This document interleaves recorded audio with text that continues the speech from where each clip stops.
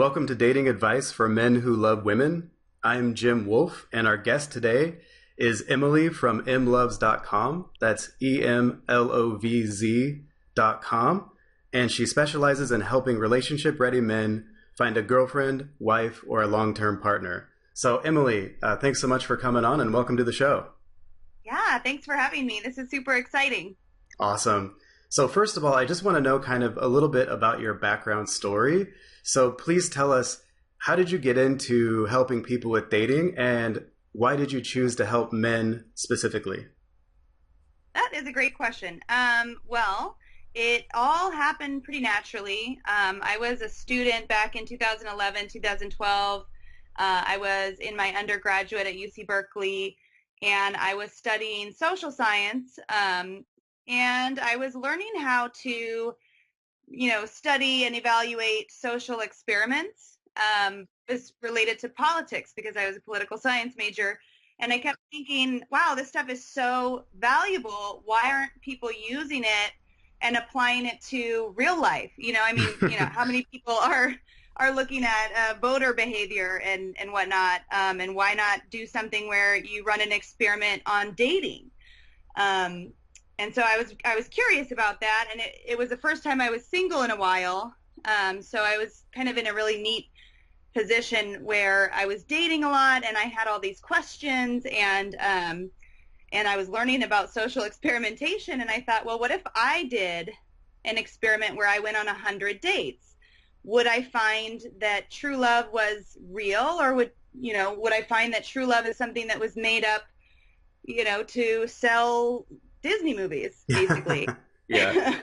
And so I started just documenting everything about the process. I thought, well, I could probably do it in a year if I went on like 3 dates a week. And I could probably get 3 dates a week if I jumped on a couple of those, online dating sites. And that was before dating apps existed. Wow. So I started there, and I ended up going on 101 dates with, I can't even remember how many, it was like 50 or 60 different men over the course of a year, and it was super transformational. I documented all the research, and it naturally kind of evolved into coaching because I was blogging about every date, and people were asking questions, and so it kind of naturally became this coaching thing. And that's basically here we are. And then I know you asked about why I coach men specifically. Mm-hmm.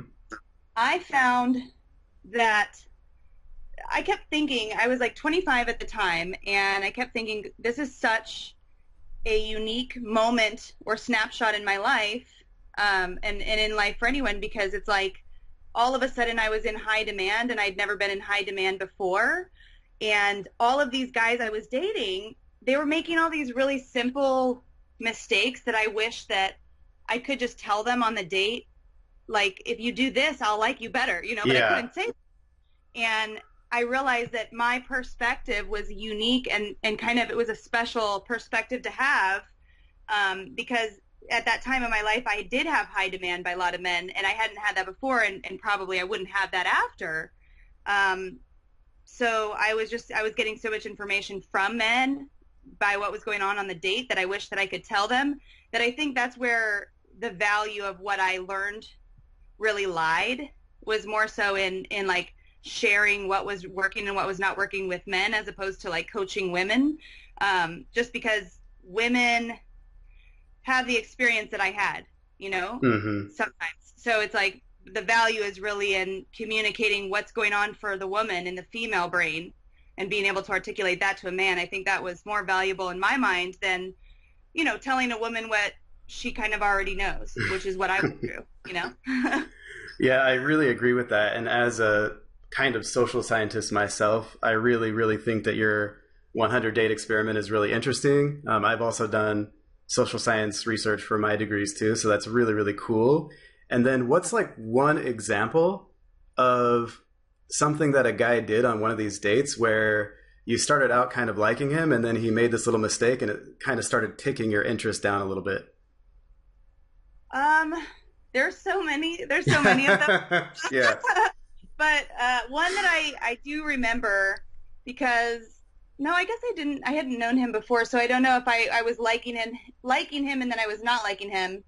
No, actually, I do have a good one. There was a guy that I thought was so cute, and we had a great first date. And as we hugged goodbye, and he's walked probably like 20 feet away, and he texted me like 2 seconds after we hugged. Yeah. And I'm thinking, right in my head, like at the moment, I'm thinking, oh, that was a great date, you know.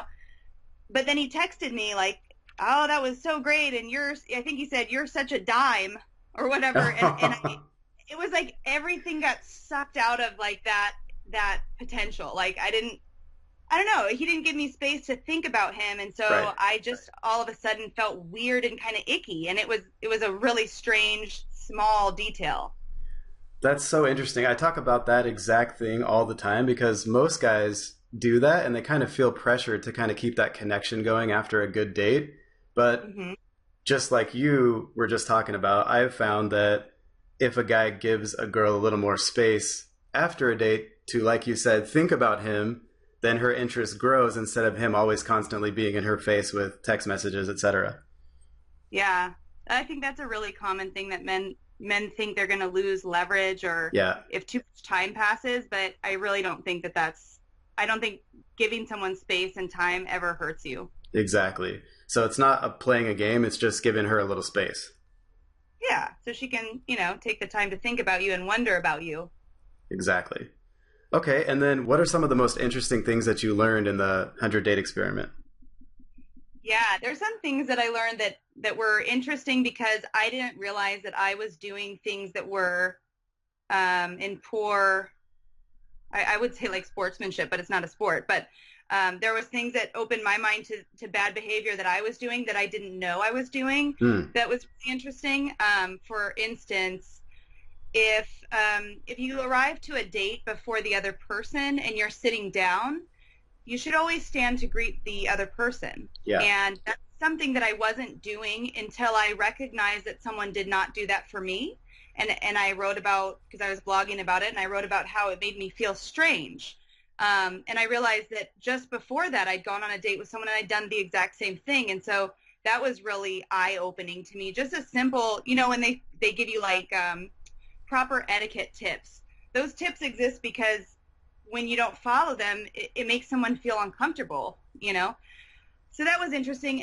But I think what was really fascinating was there's quite a bit that lies in the subconscious mind, especially for a woman, that she can't articulate about why she feels maybe uneasy Yeah. or comfortable. And because I had to document all of that, I really found some interesting things. And probably the most interesting was there needs to be a mirror in the women's bathroom for her because she needs to, like, the bathroom is kind of a sacred space, and when you go to the bathroom and you return from the bathroom on a first date, say, you want to come back kind of pulled together, knowing that you're confident and you're not feeling insecure about anything with yourself, so that you can be present in the moment. And I went on a date where there was no mirror in the bathroom, and the bathroom is really dirty. I couldn't sit down. So it was like the safe space that I was hoping that I could go to and then reemerge like, this perfect woman or whatever I had in my mind. I actually came out of the bathroom kind of on tilt, if that makes sense. I was kind of like not sure how I felt about myself, so I couldn't relax and be present Yeah. in the moment, which is a small and weird detail, but I think it's pretty relevant. Definitely. So I was going to talk about this a little bit later, but since you mentioned feeling confident, I noticed on your website you have a pretty good article about how to feel confident on a date with a woman that you're really interested in. So what are a couple of tips where a guy can feel that sense of security that you're talking about, where you go to the restroom and you're looking in the mirror, okay, everything's cool, I'm good. You regroup yourself and then you go back out and you're feeling present in the moment. So how can a guy get to that place, especially when he's super attracted to a woman? That is a really good question with a lot of different answers. Overall, I always tell my clients, you need to be well rested. It's almost like motherly advice. Like, you need to be well rested. You shouldn't be hungry. You shouldn't be cold. You shouldn't be any of those simple factors that you can control. You want to make sure that you feel balanced.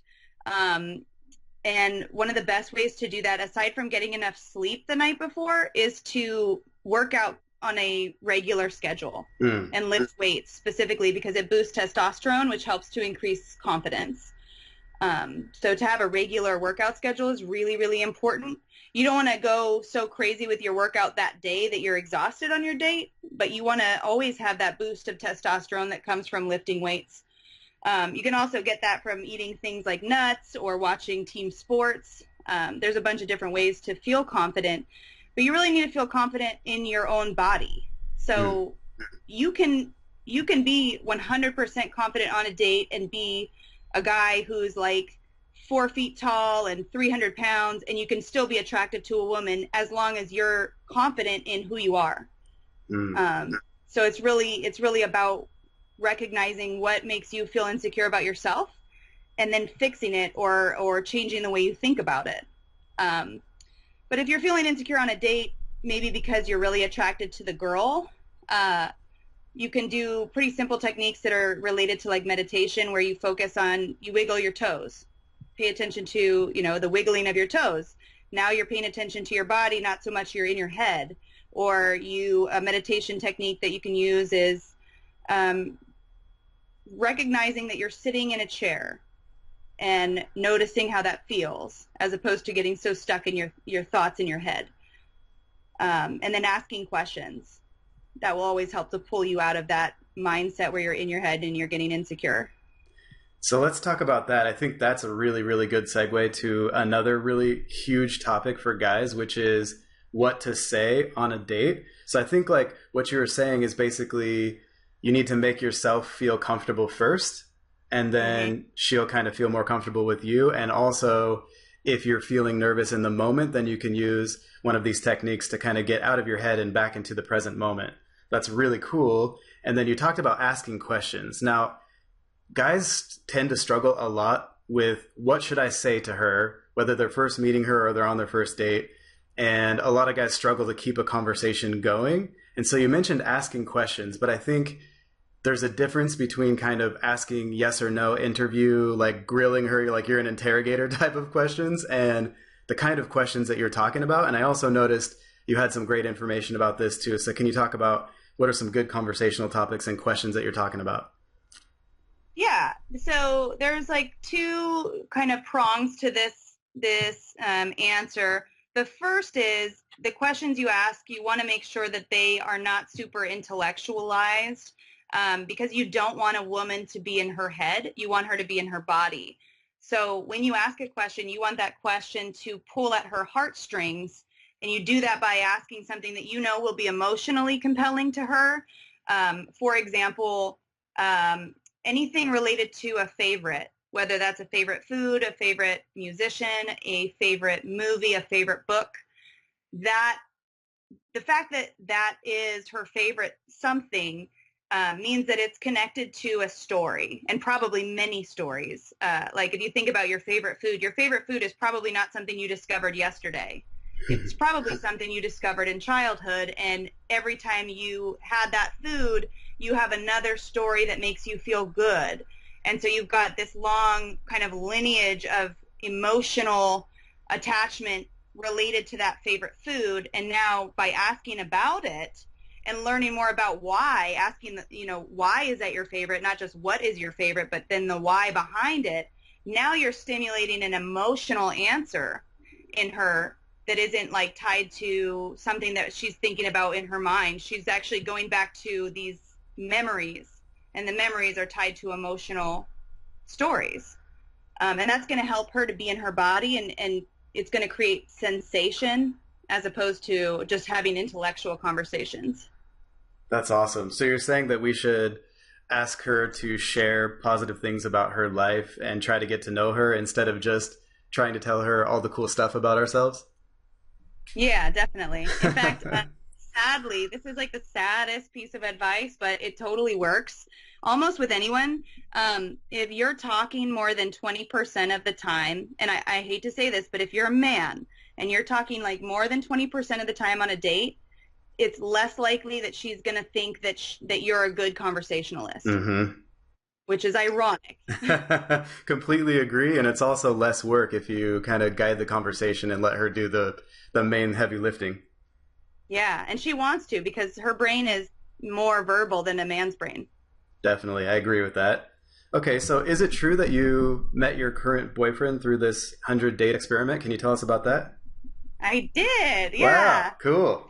It's an interesting story. I was dating his friend, but Whoa. his friend was polyamorous, and I Oh, knew that when I met him. I actually met them in person on the same night. wow. Um, yeah, it was an interesting thing. I was exploring all of it, because for the experiment, I wanted to not just have like one tiny little segment of the population that I dated. I wanted to date everybody. Yes. So yeah, I went on a couple dates with people who had open type of relationships because I thought that was an interesting thing to research for the experiment. And I met him through that friend, and he made me laugh, which was pretty key. I think he had a similar sense of humor, and we hung out a couple times, as friends, and then it kind of progressed into more. Wow, that's really, really interesting. It's cool that you got like a real tangible result for yourself out of this social experiment and also a lot of valuable information that you can share with everyone else. That's really, really cool. Yeah, it was cool because I didn't know, I had never had a role model that showed me what a healthy, loving relationship looked like. Yeah. So when I started the experiment, a lot of the curiosity behind it was just in figuring out what the answer was. Like, is love real or is it not? And I almost didn't even care. I just wanted to know so Hmm. that, if love wasn't real, I was like, well, I'll just figure out how to marry somebody rich. But the greatest possible outcome happened to me, and I realized that love was something super, super deep and amazing, and everybody can find it if they want to. Yeah, I think that you started from the place of actually trying to seek the truth, whatever it is. And I think that's one of the reasons why you found such interesting and valuable information. So I think that's really, really cool. Yeah. Okay, so one of the main reasons I really wanted to have you on as a guest is because you have a couple of really cool concepts. One of them is called mega messaging, and the other one is mega dating. And I talk about this in my programs and books as well. But I think that a lot of guys, especially kind of the stereotypical nice guys, have kind of a block in their mind that doesn't really allow them or makes them feel bad about dating more than one person at a time, even though they're not actually committed to anyone. And so I think this is such a really important message for a lot of really good guys out there to hear in terms of your concepts of mega messaging and mega dating. So can you go into those a little bit for us? Yeah.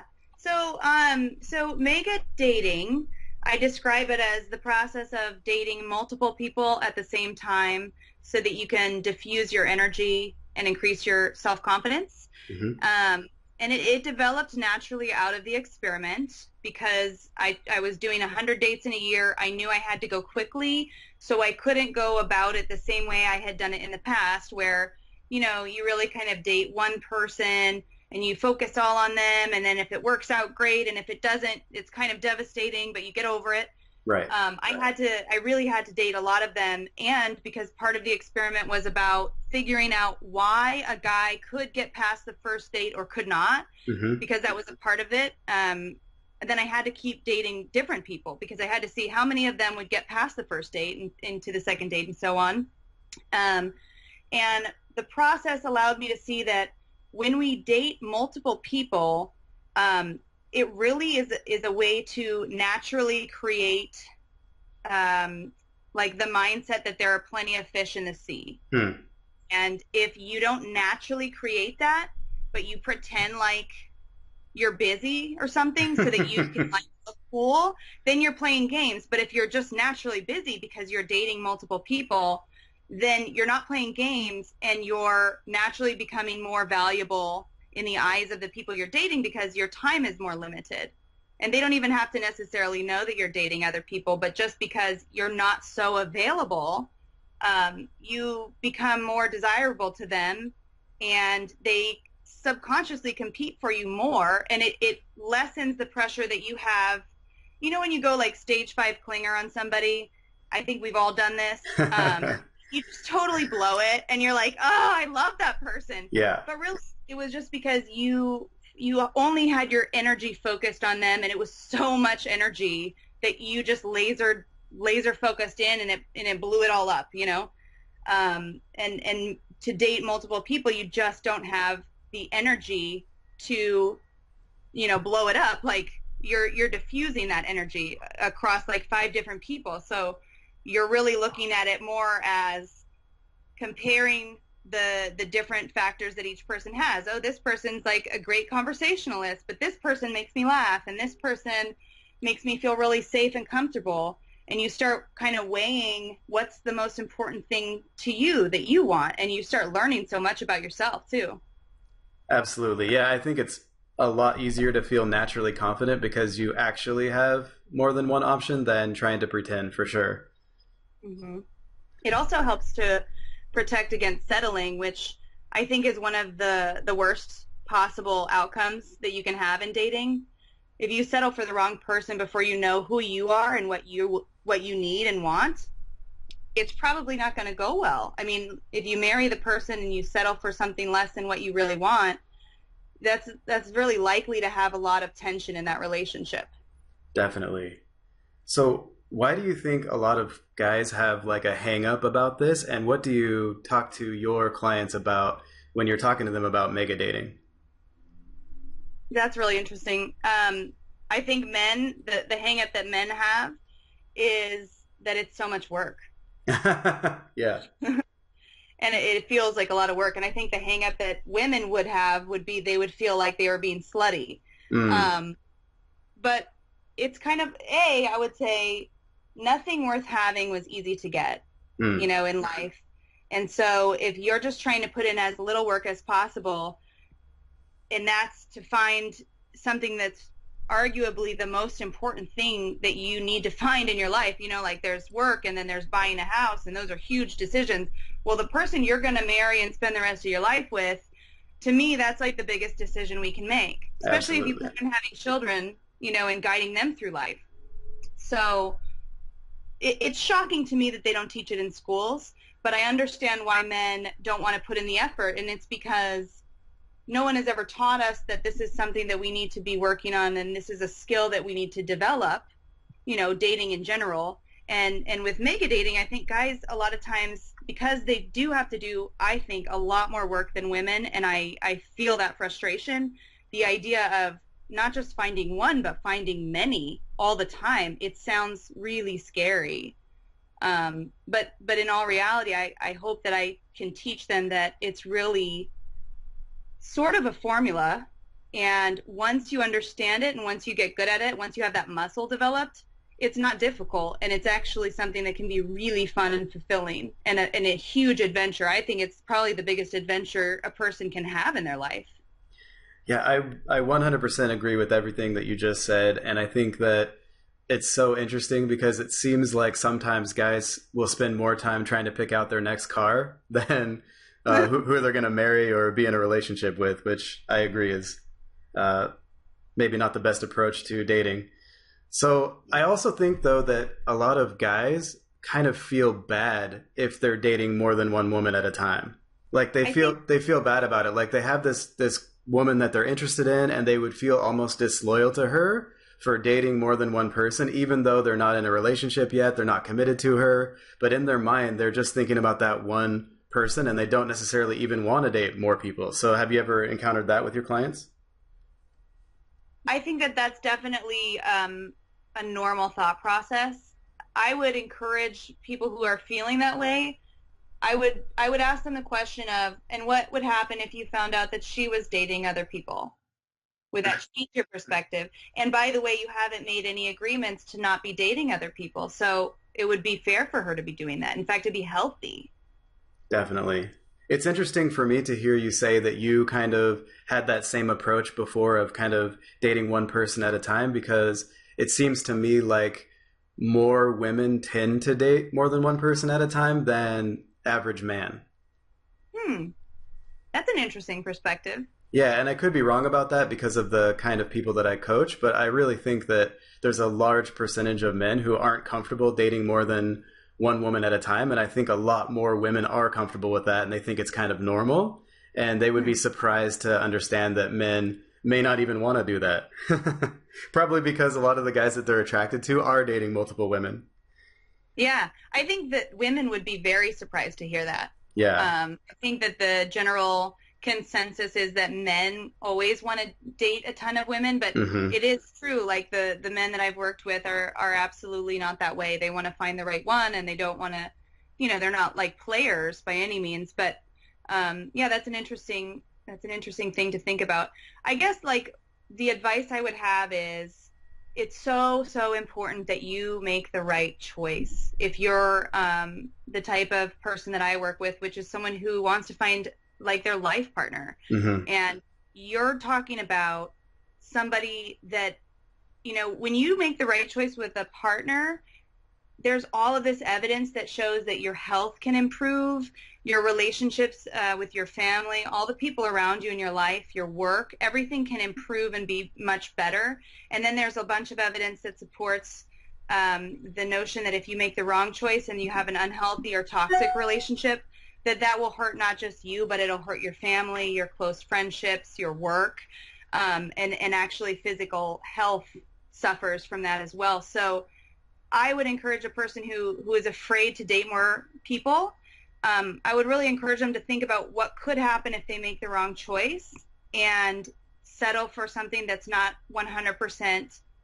Like, honestly, I like to use the word perfect. I know that there's no perfect relationship, but there are perfect people for our perfect imperfections. Yes. And it's just so important that you know who you are and that you know exactly what you want. And when you find it, every single day you wake up, even if it's 10 years later and you're still like blown away at how perfect this person is that you've chosen. And I think the only way to do that is to see what's really out there and to understand what the options are.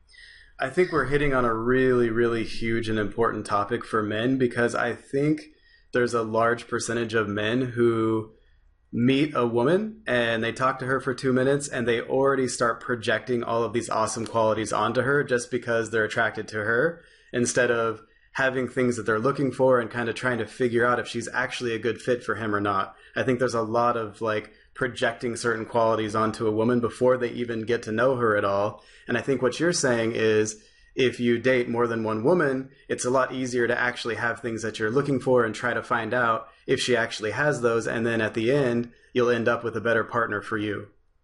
Yeah, you don't fill in the blanks as much, if you're dating multiple people, you don't have time to fill in the blanks as much. You just see who they are more. Absolutely. Okay, and then the related concept that you have is called mega messaging. So what's that all about?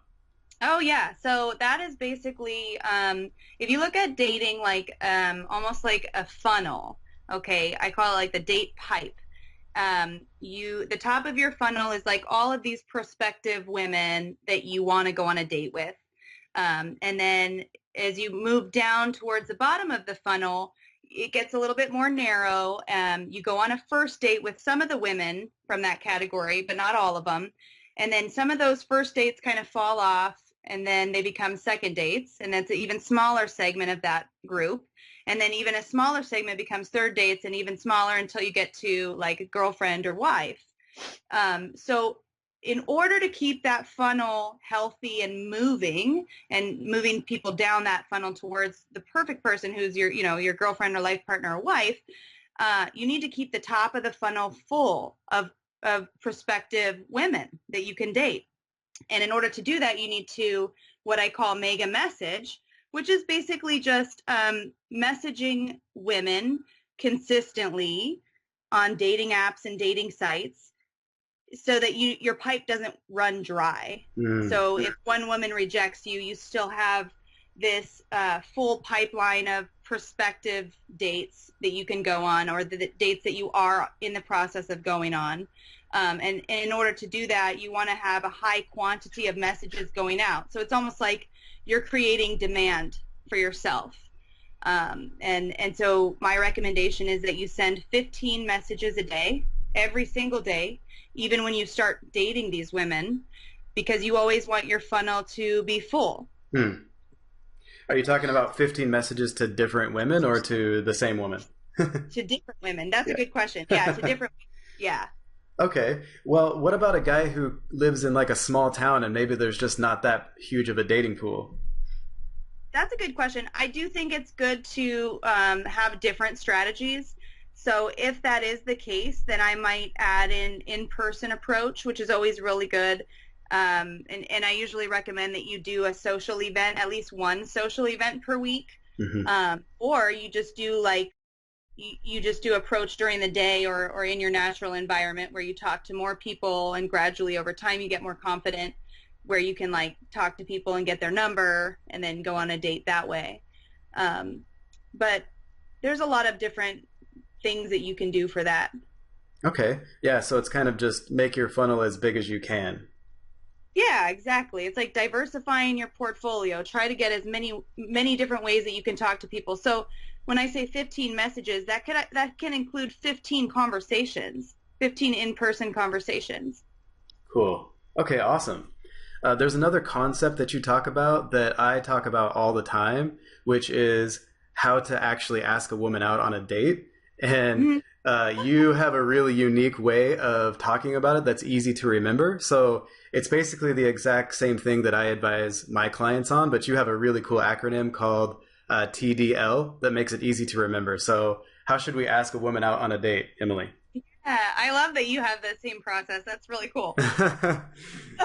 Well, so one of the things I noticed in the experiment was that half of these guys, they never actually gave me a call to action. They never actually asked me on a date, and it was like they wanted me to ask them or something. But Hmm. part of the experiment, I'm like, I'm trying to see who's going to make it to the first date, to round one. And for men who don't give me a specific time, date, and location, there's really no way for me to say yes or no.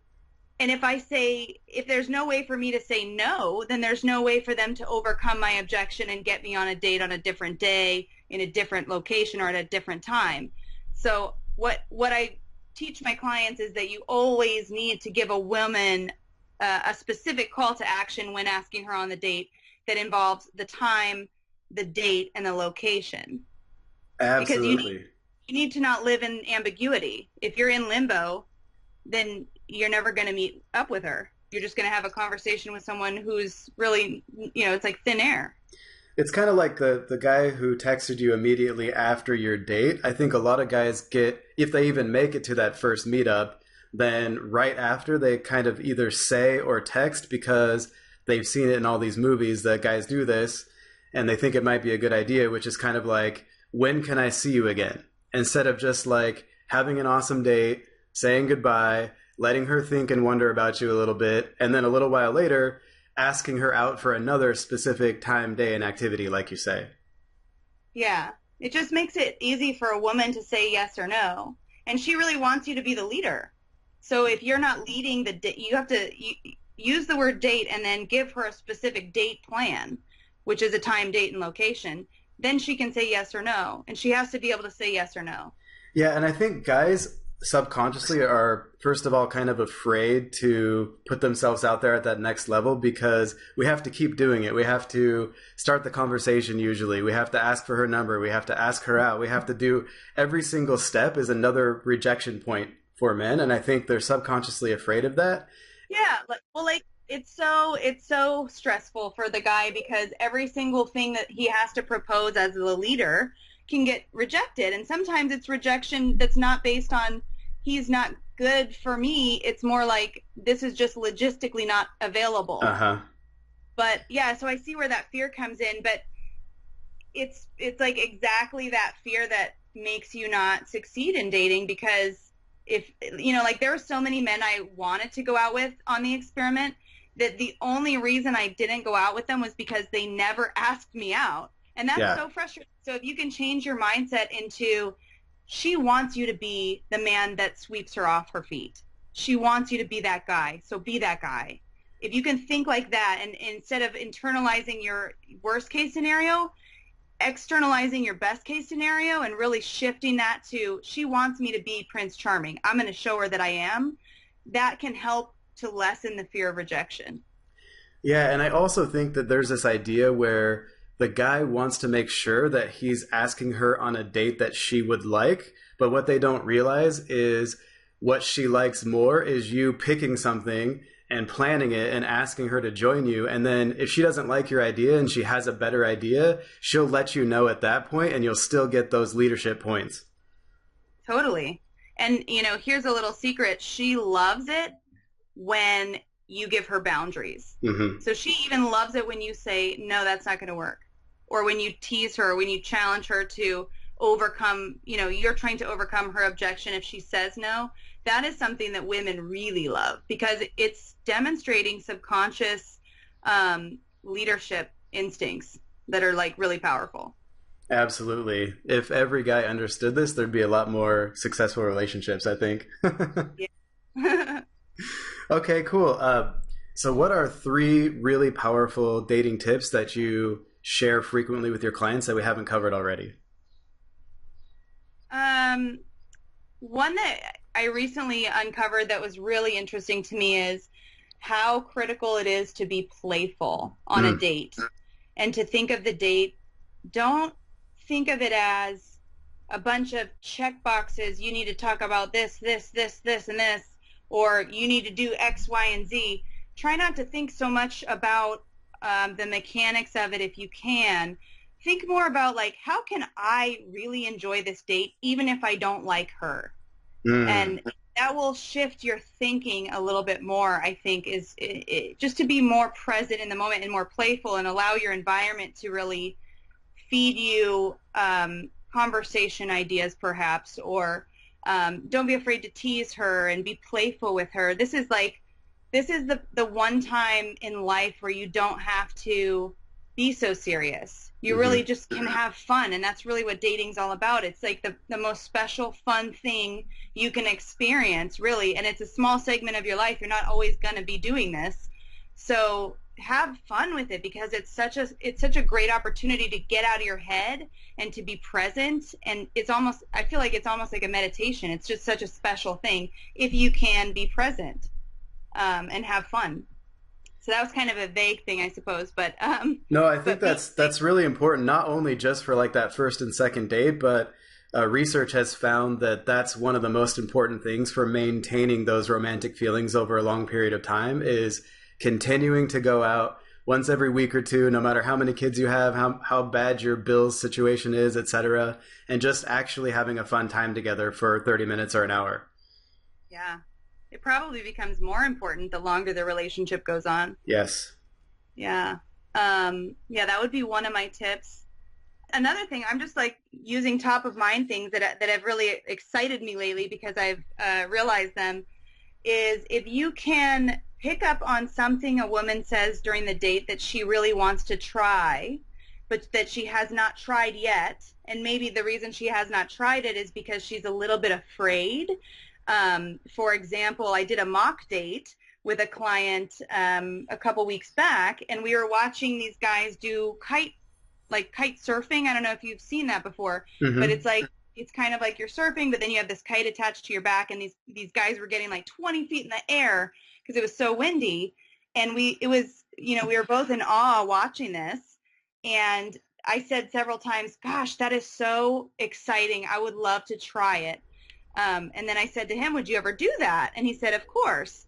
But he never recognized that was a really great opportunity to close for the second date. Yeah. And this was a mock date. It was, so we were just kind of going through the process. But if you can pair something that she has expressed interest in but has never done before because she's a little bit afraid of it, and you can pair that into your TDL for a second date, you have just made yourself like one of a kind in her mind, because you're pairing yourself into this adventure that she has always wanted to have, but she's too scared to do it on her own. And now you become extremely valuable to her. That's excellent advice. And studies have also shown that building rapport with someone, like that romantic level rapport, actually happens more easily if you're doing a new activity that neither of you have ever done before together than by having some kind of deep conversation that sometimes guys think they need to have. Oh, yeah. Yeah, I think that, I don't know why that is, but just your body not having done something before, I can imagine that it would be extremely like exhilarating. So I guess that would be my second thing. You said three things? Yeah, if you have them. Gosh, I think it's so important to make her laugh. And that kind of goes along with being playful, but just having a sense of humor about yourself, not being so serious. I think there's so many guys that have a lot going for themselves, and that's really important. And I dated a lot of guys during my experiment who had a lot going for them.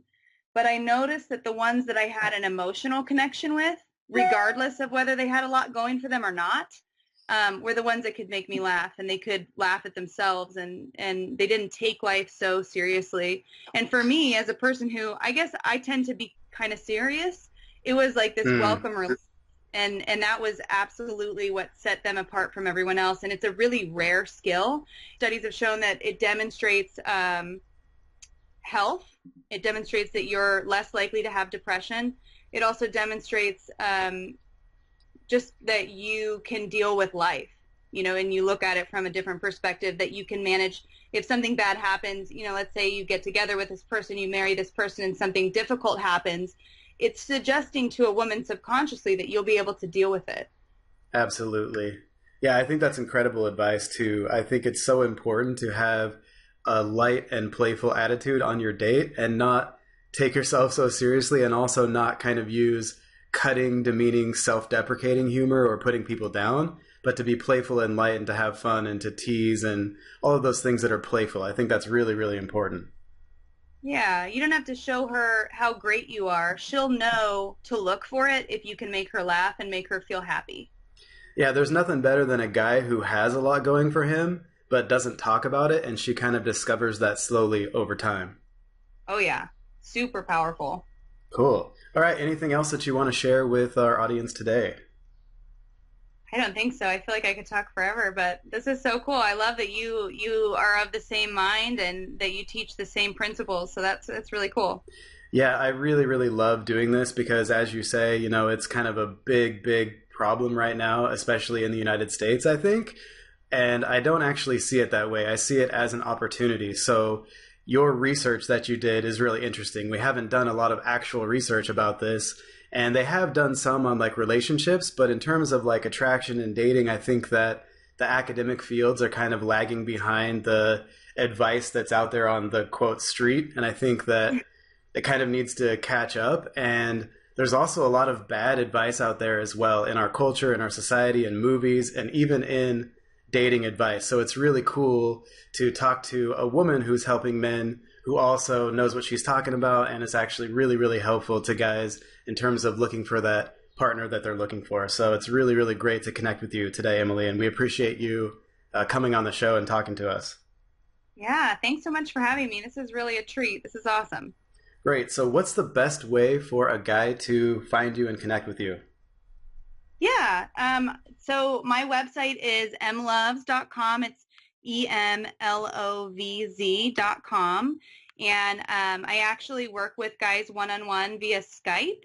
And I do all of my intro sessions are 50 minutes long, and we just to get to know each other. It's like a $25 session that I can work with anybody around the world.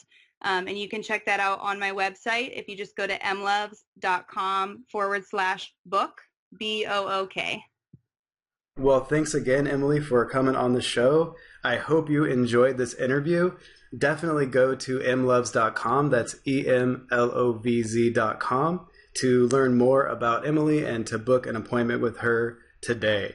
And also, as a thank you for listening, we have some free gifts for you as well. We have some advanced free training for you, and you can get that by going to datingadviceformenwholovewomen.com.